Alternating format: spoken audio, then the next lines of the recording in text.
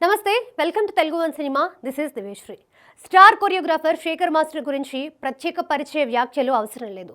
2 దశాబ్దాల నుంచి కొనసాగుతూ వస్తున్న తన సినీ జర్నీలో ఎన్నో పాటలకి అద్భుతమైన కొరియోగ్రఫీని అందిస్తూ వస్తున్నాడు.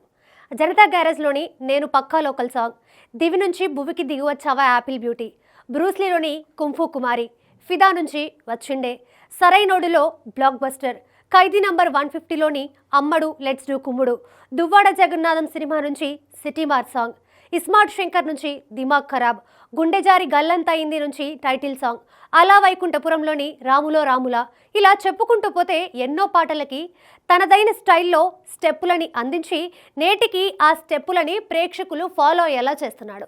శేఖర్ మాస్టర్ రీసెంట్గా నితిన్ హీరోగా వెంకీ కుడుముల దర్శకత్వంలో తెరకెక్కుతున్న రాబిన్ హుడ్లోని ఒక సాంగ్కి కొరియోగ్రఫీని అందించడం జరిగింది.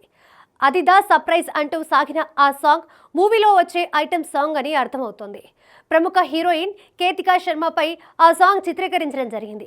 రీసెంట్గా ఆ సాంగ్కి సంబంధించిన ప్రోమో వీడియో రిలీజ్ అవ్వగా అందులో కేతికా చేత శేఖర్ మాస్టర్ వేయించిన హుక్ స్టెప్ పై కొంతమంది విమర్శలు గుప్పిస్తున్నారు.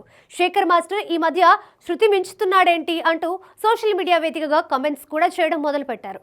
ఖైదీ నంబర్ 150లో అమ్మడు లెట్స్ డూ కుమ్ముడు సాంగ్లో కూడా సిగ్నేచర్ స్టెప్ ఉంది. చరణ్ చిరంజీవిలు కలిసి ఆ స్టెప్ వేస్తారు. కాకపోతే ఆ సిగ్నేచర్ స్టెప్లో ఎలాంటి అసభ్యత లేకుండా ఒక ట్రెండ్ని క్రియేట్ చేసింది.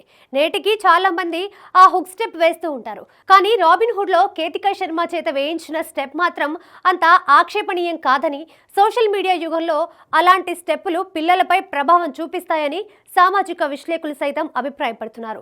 శేఖర్ మాస్టర్ ఇటీవలే కంపోజ్ చేసిన మిస్టర్ బచ్చన్, డాకు మహారాజ్లోని హుక్ స్టెప్పులపై కూడా విమర్శలు వచ్చిన విషయం తెలిసిందే.